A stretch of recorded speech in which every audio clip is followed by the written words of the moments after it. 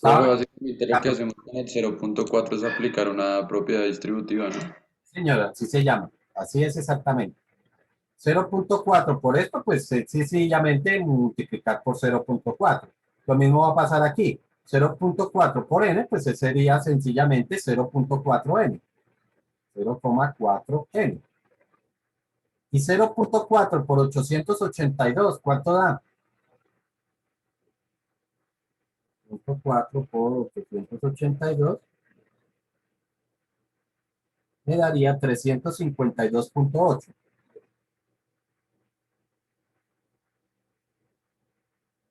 ¿Listo? Y esta ecuación se convirtió en esta ecuación. Y ya habíamos dicho que multiplicar por 1 es lo mismo, por lo tanto esta ecuación va a quedar exactamente igual. De coseno de 60 más, menos, perdón, 0.4 n es igual a 360. ¿Listo? Y agrupamos esas dos ecuaciones. Nosotros en general, recuerden que como es eliminar, pues la idea es que des en cuenta que aquí me quedó un 0.4n negativo y uno positivo. ¿Listo? ¿Qué pasa si no quedan con signos contrarios? Sencillo, a una de las dos ecuaciones le cambio los signos y ya. ¿Sí estamos?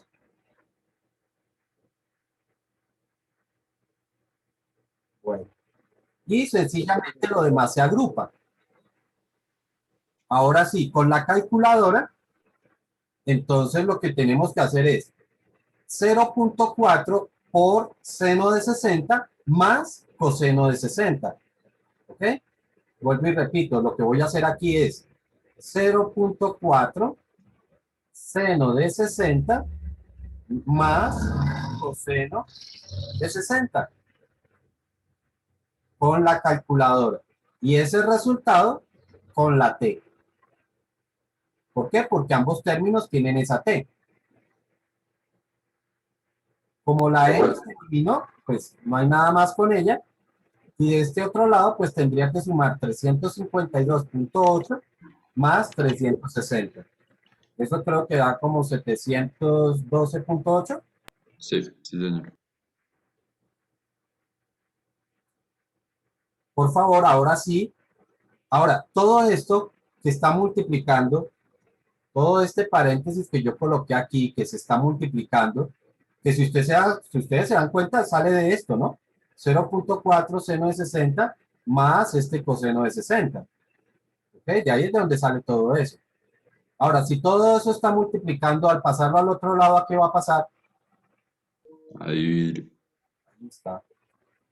Entonces, el valor de la tensión sería 712,8 dividido entre 0.4.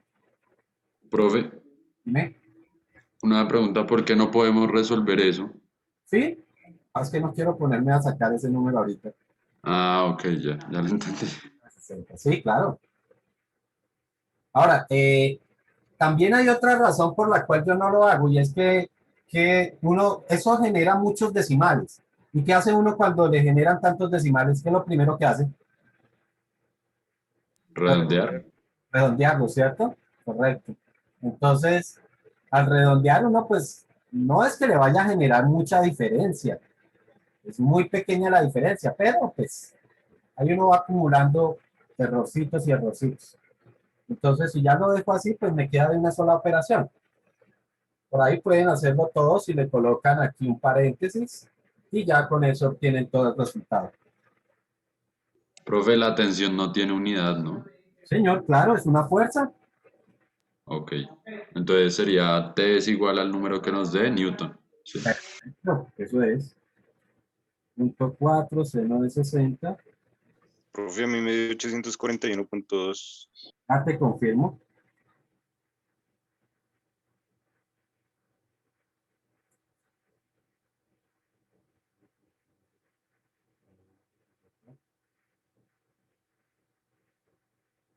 832. A mí me dio 842.14. Sí, señor. Ya, no sé si Daniel fue que lo hizo con, ya había hecho el cálculo y por ahí lo había redondeado, seguramente, pero creo que que con Vargas lo estamos haciendo igual. 842,14. Y de acuerdo a lo que nos dice allá el señor Pulido, newtons. ¿Quedó claro el procedimiento? Ahora vamos a ver planos inclinados. ¿Ve?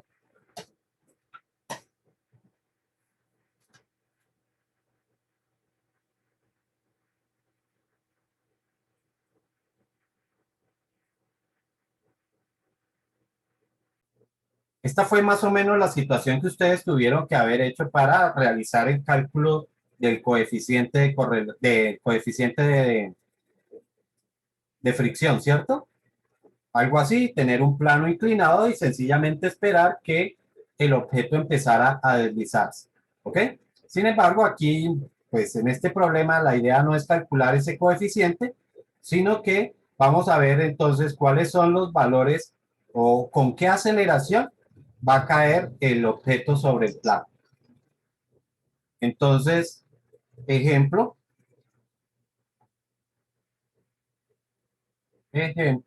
calcular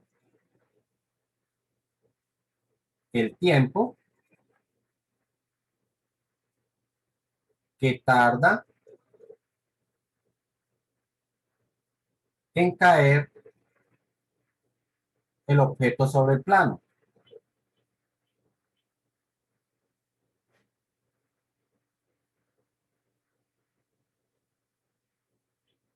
¿Listo? Y vamos a dar algunos valores. Digamos que la masa del objeto es de 5 kilogramos, que el ángulo de inclinación del plano, vamos a ponerle a esto de 70 grados, aunque de acuerdo al dibujo, pues no parece, y un coeficiente de fricción de 0,1. Esos son los datos de mi problema y el plano tiene una longitud, esa longitud del plano, digamos que es de 30 metros. ¿Listo?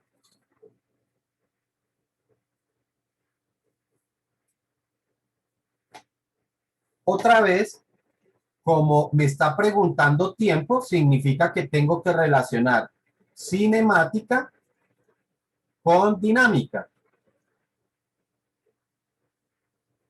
¿Listo? Tenemos que relacionarlo. Ya sabemos que la variable que nos une esos dos conceptos, aceleración. La pregunta es de tiempo. Y ya sabemos que el tiempo es de cinemática. ¿Vale? Significa que ¿por dónde debo empezar? ¿Empiezo por dinámica o empiezo por cinemática? Cinemática. No. ¿Cómo así, profe? Mira el ejercicio anterior. En el ejercicio anterior, la pregunta ¿cuál era? La tensión. Pregunta tensión. Es decir, fuerzas. Significa que termino por ahí. ¿Está claro? Ok, entonces inicio por dinámica. Ya, ustedes tienen que ver cuál es la pregunta. Si la pregunta es de fuerzas, debo terminar en dinámica. Si la pregunta es de tiempo, debo terminar en cinemática. ¿Por qué? Porque ese concepto está allá. Así que yo tengo que terminar es allá. ¿Sí? La idea es esa. La pregunta, ustedes tienen que mirarla para ver en dónde terminan. En dónde terminan, no en dónde comienzan. ¿Vale? Entonces, así lo mismo puedo plantear acá. Si me preguntan por el tiempo es concepto de cinemática, por lo tanto termino acá. Y si termino acá, entonces debo empezar con dinámica, es decir, planteando las fuerzas. Entonces veamos qué fuerzas se aplicarían para este caso. Vamos a ver si todavía tengo, no, ya no tengo ese. A ver, Busquemos las flechitas para hacer el dibujito de las flechitas. Estas flechitas son las que yo quiero.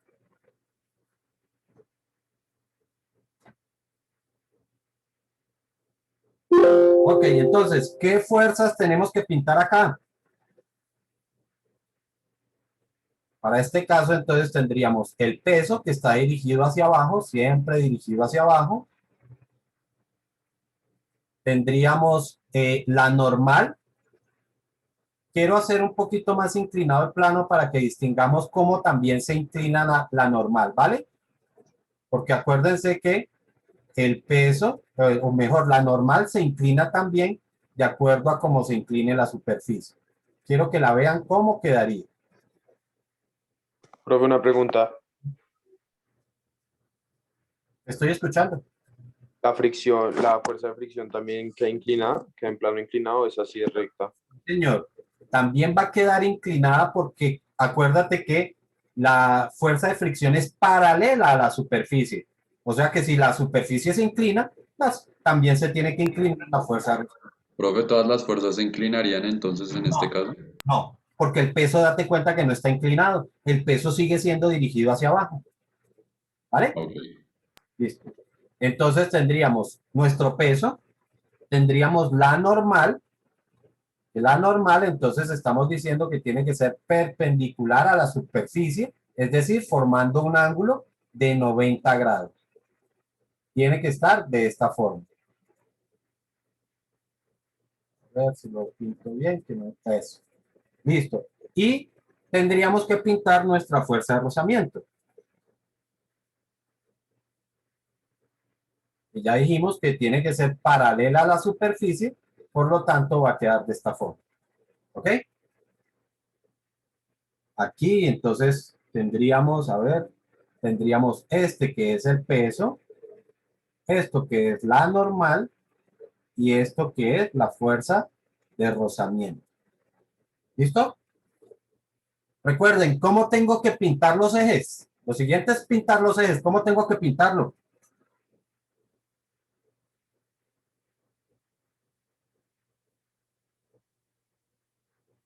No escucho. Perpendiculares, ¿no? Sí, pero ¿será que los pinto así? Eje X, eje Y. No, pues los se pintan ¿Yo? normal, ¿Perdón? ustedes se pintan normal, o sea, totalmente rectos como en la anterior, ¿no? O sea, así. Bueno, no es así. ¿Por qué? Recuerden que el movimiento del objeto va a ser así, ¿cierto? Eso quiere decir que si yo lo pinto así, tengo que decir que va a haber un movimiento vertical porque el objeto cae y vamos a tener un desplazamiento horizontal porque también avanza en forma horizontal. Eso quiere decir que cuando yo proponga las dos sumatorias, voy a tener aceleración en los dos sentidos, tanto en sentido vertical como en sentido horizontal. ¿Listo? Voy a tener esos dos sentidos. Entonces, para evitarnos eso, para evitarnos el hecho de que me esté generando movimiento en los dos sentidos, recuerden, el eje se debe pintar de tal forma que uno de sus brazos coincida con el movimiento. Uno de sus brazos coincida con el movimiento. Significa que aquí tengo que pintar un eje así. Uno de mis dos ejes tiene que quedar así. ¿Ok? Que si ustedes lo quieren llamar X, que si lo quieren llamar Y, pues eso es lo de menos. Pero debo entender que el eje debe quedar de esa forma. ¿Ok? Y recuerden también entonces que el otro eje debe ser perpendicular. Si es perpendicular, entonces deberá quedar así. Voy a hacerlo con otro colorcito para que se vea. A ver qué otro color me invento por aquí, el verde. Y pongámosle otro grosor aquí. Entonces ahí tendríamos el eje vertical Y este sería el eje horizontal. ¿Alguna pregunta? A ver.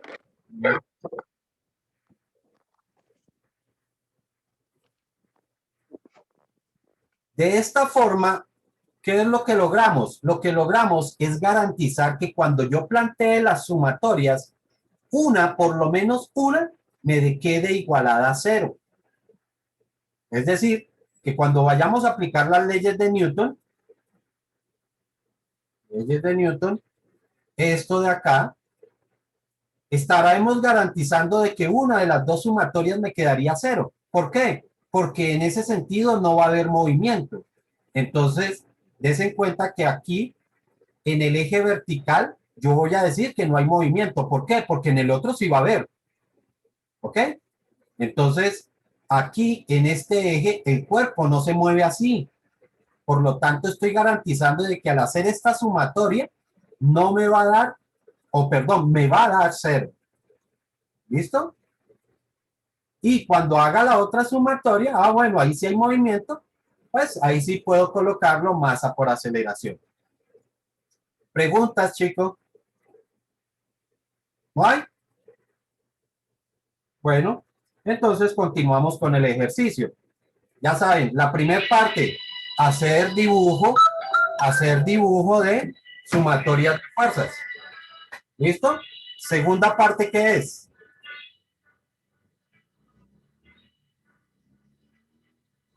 Ahora sí comenzamos entonces con nuestras sumatorias de fuerzas. Ya sabemos, empezamos por el sentido en el que no hay movimiento. Entonces, es este sentido de acá. ¿Sí? Vamos a decir sencillamente que ese es el sentido Y. Que si alguien quiere decirle el sentido X, pues, eso no tiene ningún problema. Lo importante es que podamos identificar. Tenemos sentido Y, tenemos sentido X. ¿Ok? Entonces, en el sentido Y, ¿qué tengo? Sumatoria de fuerzas en el sentido de Y. Tenemos la normal, ¿cierto? La normal está exactamente sobre ese eje. Entonces, la normal. Y existe una componente del peso que está dirigida hacia abajo.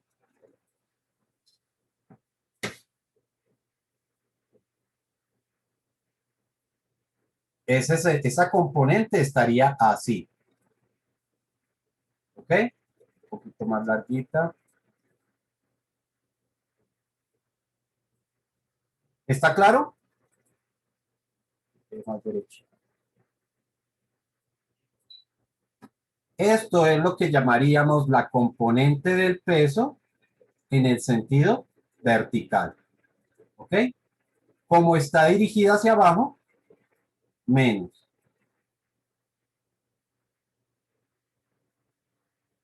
Y ya sabemos que como no hay movimiento en ese sentido, esta sumatoria nos tiene que dar cero.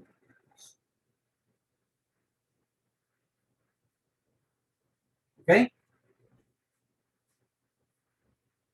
Ahora, recuerden, este ángulo ya lo habíamos visto, que este ángulo se vuelve a reproducir es aquí arriba. Ahí arriba es donde se vuelve a reproducir el ángulo. Entonces, esa componente corresponde al cateto adyacente o al cateto opuesto. Adyacente. Adyacente. Por lo tanto, ¿con qué razón trigonométrica?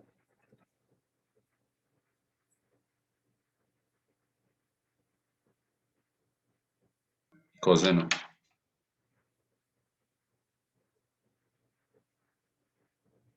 Sencillamente, podemos reemplazar W que se calcula como masa por gravedad, por el coseno del ángulo alfa. Masa, ¿de cuánto es la masa? Aquí ya aparece 5 kilogramos, multiplicado por la gravedad, 9,8, y multiplicado por el coseno del ángulo, que son 70 grados. Y eso me tiene que dar 0. Todo esto es número, así que lo podemos resolver y lo pasamos al otro lado para que quede positivo.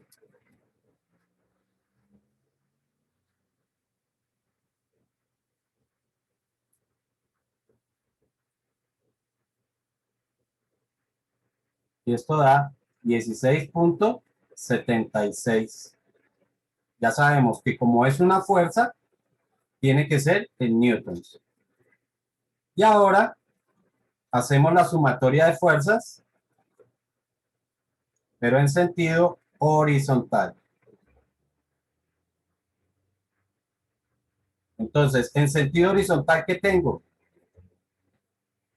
Tengo nuevamente la componente del peso, pero ahora es, Profe, dime, una duda, ¿ese número de 16 puntos no sería negativo? ¿por qué negativo? Pues menos 5 por 9,8. Acuérdate que dije que lo pasaba al otro lado para que quedara positivo. Ah, ok, vale. Listo. Esta que estamos pintando aquí, entonces sería W, pero ahora en el sentido del eje X. Entonces W en el sentido del eje X sería positiva porque está cayendo, está hacia ese sentido positivo, y tendríamos la fuerza de rozamiento que es en sentido negativo, va en sentido contrario. ¿Cuánto me tiene que dar esta sumatoria? ¿Otra vez cero?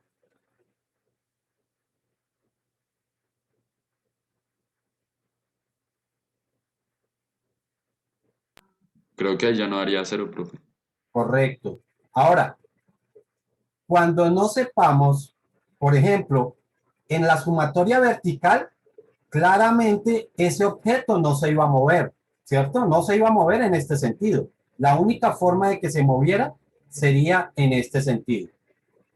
Cuando no tengamos certeza, porque es que al fin y al cabo, siempre nos hemos dado cuenta que yo puedo tener un objeto, ¿cierto? Sobre un plano inclinado, y yo lo puedo inclinar y no necesariamente se está moviendo. ¿Qué significa? Que en ese momento la sumatoria de fuerzas vale cero, ¿ok? Pero si lo inclino lo suficiente, ahí sí se va a empezar a mover. Eso quiere decir que existe un momento en que el objeto sí se va a empezar a mover. Como nosotros no sabemos, porque puede ser que yo no lo haya inclinado, puede ser que ese plano no tenga la suficiente inclinación, podría ser que no se mueva, podría ser. Pero cuando no estemos seguros, siempre vamos a colocar que esa sumatoria es igual a masa por aceleración. Si no estamos seguros, vamos a colocar masa por aceleración. ¿Listo? ¿Qué pasa si nos equivocamos? ¿Qué pasa si el objeto no se hubiera movido? Sencillo. Lo que va a ocurrir es que la aceleración me quedaría negativa. Y analizando, nosotros, ¿cuál es el sentido negativo de X? El sentido negativo de X sería este de acá, ¿cierto? Este sería el sentido negativo de X. Y este lado, pues, es el sentido positivo. Y a mí me dice la aceleración o la aceleración me da negativa, lo que me está diciendo es que se está moviendo en el sentido negativo. Y eso sería correcto si es posible que ese objeto en esa condición se pudiera mover hacia arriba. No. No, efectivamente. Por lo tanto, puedo concluir de que el objeto no se podría mover, a pesar de que me dé un resultado, ¿sí? El problema es que me va a dar un resultado negativo, pero ahí voy a concluir que no existiría movimiento porque no es posible que se mueva en ese sentido. Profe, ¿y si la A nos da cero? Ah, ok, perfecto, ahí sí peor. Ahí me está diciendo efectivamente que no hay forma de que se esté moviendo en esa condición. Tiene que darme un valor superior a cero para que me dé un resultado. Recuerden que el problema es porque nosotros para solucionar problemas, o mejor, vamos que el asunto es que para poder solucionar problemas nosotros nos valemos de matemáticas, ¿cierto? De procedimientos matemáticos. Y a las matemáticas no le interesa nada la física. Ella no le interesa que el objeto va hacia arriba, que el objeto está redondo. Para ella sencillamente son números y para ella lo que hace es manejar números, pero no tiene la interpretación física. La interpretación física se la damos nosotros. ¿Estamos? Listo. Entonces seguimos. ¿Cómo calculamos W en X? Pues W en X sería la componente esta de acá. ¿Y qué tengo que aplicarle entonces? Seno. Seno. Entonces aquí tendríamos W por el seno del ángulo menos la fuerza de rozamiento. ¿Cómo calculamos la fuerza de rozamiento? Mu multiplicado por la normal. Y esto va a ser igual a la masa por la aceleración. Ahora sí voy reemplazando. El peso lo calculo como masa por gravedad. 5 multiplicado por 9.8. Multiplicado por el seno del ángulo.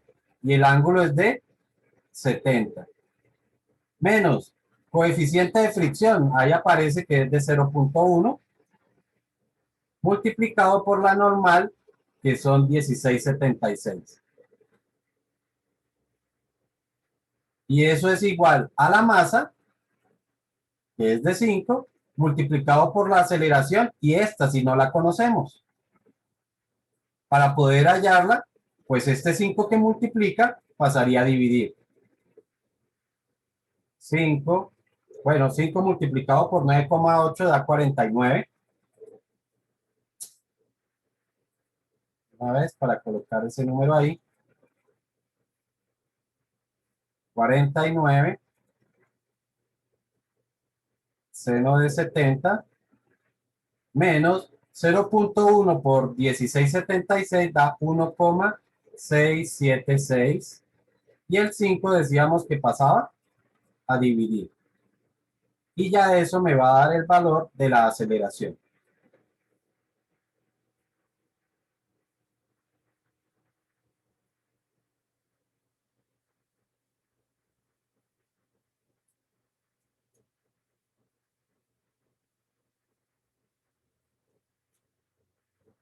Y eso daría 8.87. Unidades de la aceleración. Metros por segundo cuadrado.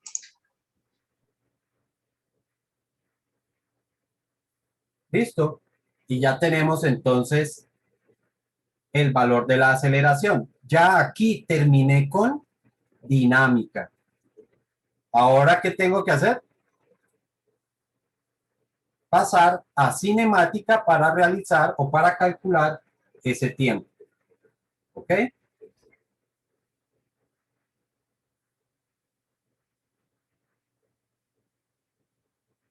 Entonces, otra vez puedo apoyarme en la ecuación de posición. Yo sé que la posición es igual a la posición inicial más la velocidad inicial por el tiempo más un medio de la aceleración que acabamos de calcular por el tiempo al cuadrado. ¿Ok? En este tipo de situaciones, pues lo que estamos considerando es sencillamente que el cuerpo se coloca aquí en la parte superior y que va a empezar a deslizarse hasta llegar a la parte de abajo. Eso es lo que, digamos que lo que se propone. ¿Ok? Si no nos dice nada es porque es así. Así que posición final es la distancia que va a recorrer, que son 30 metros. Es igual a la posición inicial, 0, velocidad inicial, 0, y entonces aquí me quedaría solamente un medio de la aceleración que acabamos de calcular por el tiempo elevado al cuadrado y despejamos, ¿no? Ya sabemos, el 2 va a pasar a multiplicar, el 8,87 pasaría a dividir, y después le sacamos raíz cuadrada. Y ya con eso tenemos el tiempo. Esto da 2 puntos y pico, ¿cierto? Vamos a ver. Raíz de 2 multiplicado por 30 sobre el tiempo, sobre la aceleración que dio 8,87 más otros decimales ahí, no sé. Y me da exactamente de 2,6.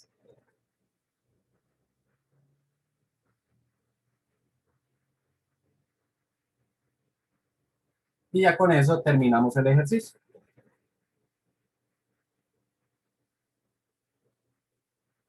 Preguntas, dudas, inquietudes.